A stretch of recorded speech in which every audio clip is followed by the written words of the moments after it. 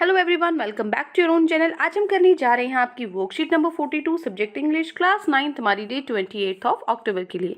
तो चलिए शुरू करते हैं। आज की वर्कशीट में हम आपका जो चैप्टर है इन द किंगडम ऑफ फूल्स, इसकी एक बार समरी पढ़ लेते हैं क्योंकि पूरे चैप्टर को एक ही पैराग्राफ में दिया हुआ है स्टोरी की तरह। उसके बाद कुछ MCQs उस पर बेस्ड हम सॉल्व करेंगे, ठीक है।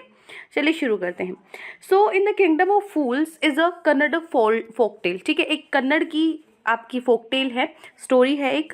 उसमें क्या होता था, जो किंग है ना वो चाहता था to introduce novelty in his administration, की अपने जो उसका जहाँ पर वो शासन कर रहा है वहाँ पे जो लोग हों, मतलब वो नोबल्स हों, ठीक है। मतलब नैतिकता फैलाना चाहता था अपनी जहाँ पर वो शासन कर रहा था।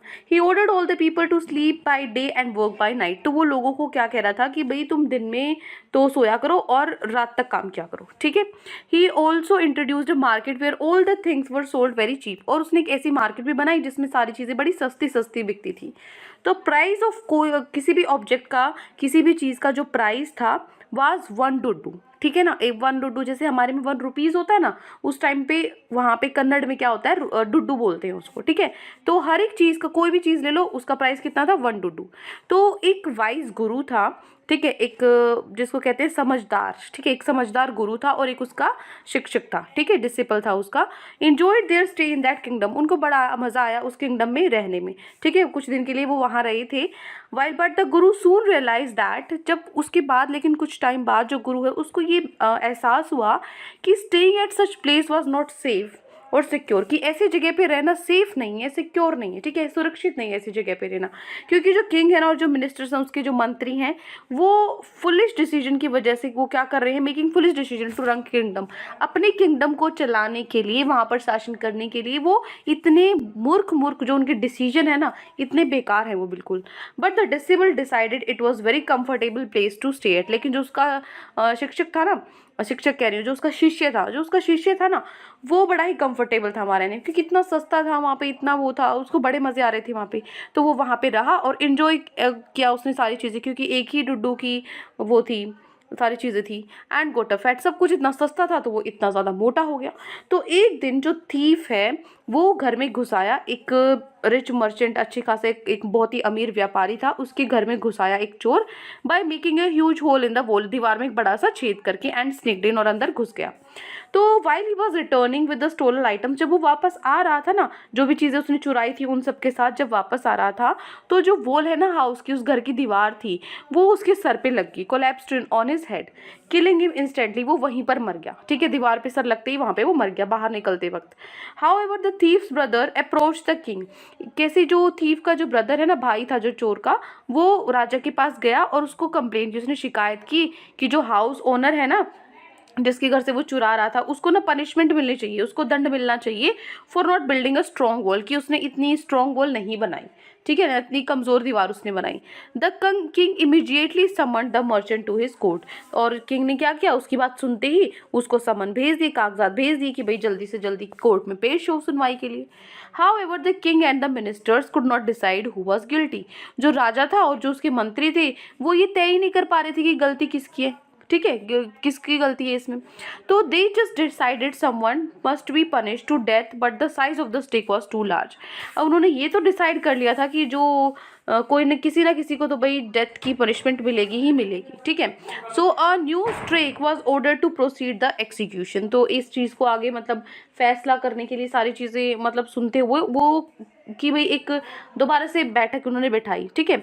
How ever the merchant was extremely thin to fit the execution stake. उन्होंने क्या किया, एक स्टेक तैयार किया, एक फंदा सा तैयार किया जिसमें कि भाई जो भी जिसने भी दंड किया है ना उसको सज़ा मिलेगी।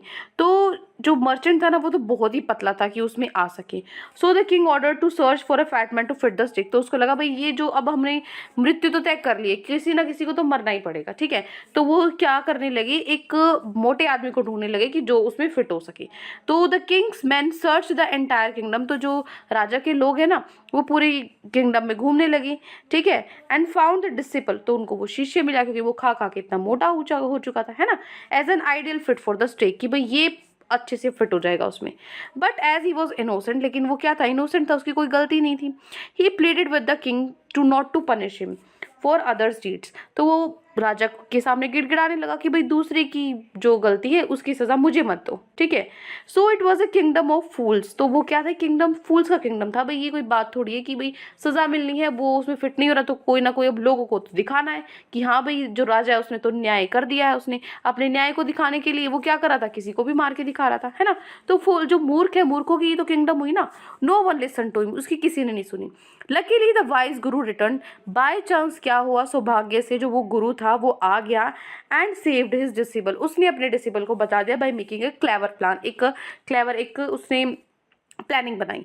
The king and the minister hang themselves after realising the guru and the disciple. उसके बाद जो किंग है, राजा, और जो उसके मंत्री है, उन्होंने खुद को ही लटका लिया गुरु को, डिसेबल को छोड़ने के बाद।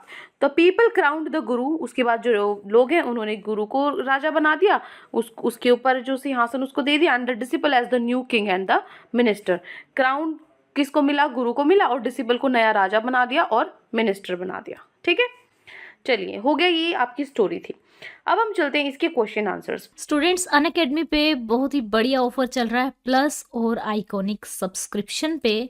तो देखो बच्चा, ये जो ऑफर है ये 31 अक्टूबर तक वैलिड है। यहाँ पे देखिए, आप अगर 12, 15 या 18 महीने का सब्सक्रिप्शन खरीदते हैं तो आपको 4 महीने का सब्सक्रिप्शन एक्स्ट्रा मिलेगा। अगर आप 12 मंथ का खरीदते हैं तो 4 महीने का, यानी कि आपको 16 महीने का सब्सक्रिप्शन फ्री मिलेगा। आप 9th क्लास में हैं या फिर 10th क्लास में हैं, ठीक है। तो जो सब्सक्रिप्शन मिलेगा ना वो 9th, 10th, 11th, 12th 4 classes का मिलेगा। यानी कि इस ड्यूरेशन में इन चारों में से आप कोई भी क्लास पढ़ सकते हैं इन 16 महीनों में।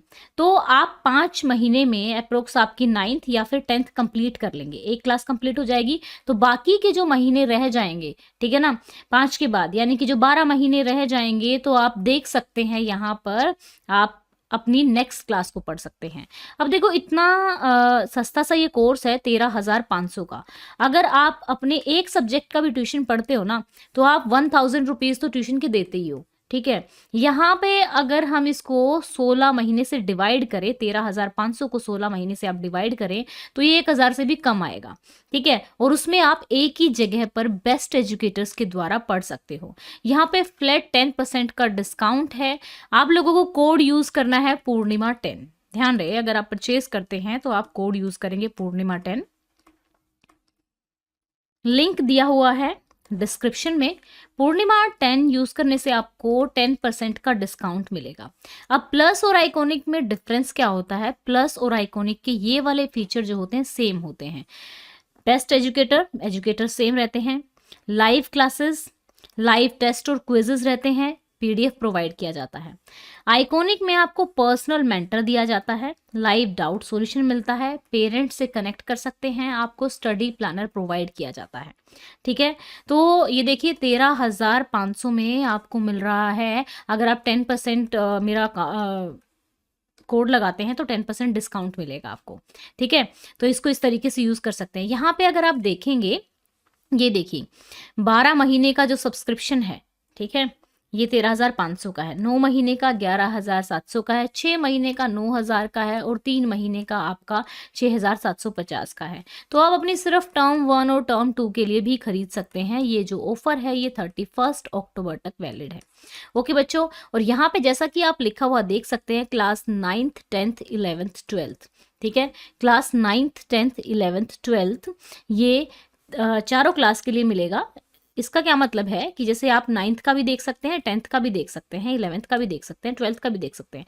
फॉर एग्जाम्पल, आप 2 बहन भाई है, एक 9th में है और एक 10th में है, तो अकाउंट से एक ही से लॉगिन करो, लेकिन 9th और 10th दोनों आप देख सकते हैं। काफी ज्यादा बेनिफिशियल है, आप लोग इसको खरीद सकते हैं, ठीक है। तो आपको एमसीक्यूज गिवन है। पहला है, the king made foolish schemes in his kingdom. जो राजा है उसने इतनी मूर्ख सी स्कीम बना रखी थी किंगडम में। स्टेटमेंट्स की वो कुछ नीचे स्टेटमेंट्स दी हुई हैं जिसमें कुछ फैक्ट्स और ओपिनियन है। आपको चूज करना है ऑप्शन जो इसमें इसके अकॉर्डिंग सही थे, ठीक है, स्टोरी के अकॉर्डिंग। पहला, each item was sold at 1 fix price. हर एक आइटम एक फिक्स प्राइस पे था, ठीक है। ए, हाँ बिल्कुल फिक्स प्राइस था। कुछ भी चीज़ लो, एक 1 डुड्डू की थी, तो ये तो ठीक है, फिक्स प्राइस था सबका, ठीक है। King wanted to ensure everyone could buy desired item. जो किंग था वो ये इंश्योर करना चाहता था जैसे कि भाई जो चीज़ें वो चाहते हैं वो उनको मिल जाए। तीसरा, disciple was a foolish person to stay behind. जो डिसिपल था वो एक मूर्ख आदमी था वो। चौथा, all the people in the kingdom worked at night because they enjoyed it. क्योंकि जो जितने भी लोग थे वहाँ पे किंगडम में थे वो रात को काम करते थे क्योंकि उनको मजा आता था। मजा थोड़ी आता था, वो तो राजा ने बोला था दिन में सोया करो रात को काम किया करो। ई है, all the people worked at night because the king had ordered so. सारे लोग जो थे वो इसलिए रात को काम करते क्योंकि किंग ने ऑर्डर किया था। तो देखो कौन सा ऑप्शन सही है। एक तो ए ऑप्शन सही है, एक तो ई ऑप्शन सही है ना। तो ए और ई कौन से ऑप्शन में है? ए और ई थर्ड ऑप्शन में। तो क्या आंसर हो गया आपका? थर्ड आंसर हो गया। ठीक है, हो गया फर्स्ट क्वेश्चन। सेकेंड है, identify the important traits of the guru of the following options from the following options. जो नीचे ऑप्शंस दिए हुए ना उसमें से आपको बताना इंपॉर्टेंट ट्रेड्स गुरु के। जो गुरु है उसकी क्या क्या चीज़ें थी उसके अंदर। इम्पेशेंट था, वाइज था, क्लेवर था, मतलब उसकी सहन शक्ति नहीं थी उसके अंदर, चतुर था बड़ा। या फिर पेशेंट, वाइज, क्लेवर। पेशेंट था बड़ा, चतुर था बड़ा, समझदार था। तीसरा, क्वाइट था, वाइज था, क्लेवर था, ज़्यादा नहीं बोलता था, चुप रहता था, वाइज था और क्लेवर था। डी, ग्रीडी था, लालची था और क्लेवर था, वो था समझदार था और चतुर था। तो क्या होगा इसका आंसर? क्वाइट, वाइज और क्लेवर। वो सब चुप ही रहता था। ठीक है, सी ऑप्शन होगा, बड़ा समझदार था और बड़ा चतुर था। ठीक है, तो सेकंड का आंसर हो गया सी पार्ट। क्लियर। नेक्स्ट है, who was hanged by the executioner at night. Executioner ने रात को किसको लटका दिया? ठीक है, गुरु एंड द किंग, जो गुरु है और राजा को।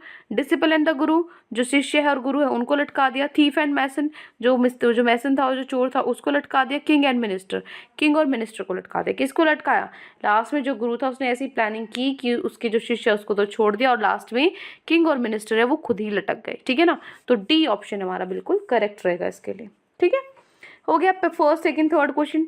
फर्स्ट का आंसर क्या हो जाएगा? फर्स्ट का आंसर हो जाएगा सी। ठीक है, उसके बाद सेकंड का आंसर क्या हो जाएगा? सी। और फिर थर्ड का आंसर क्या हो जाएगा? डी हो जाएगा। चलिए आगे बढ़ते हैं, क्वेश्चन 4 and 5।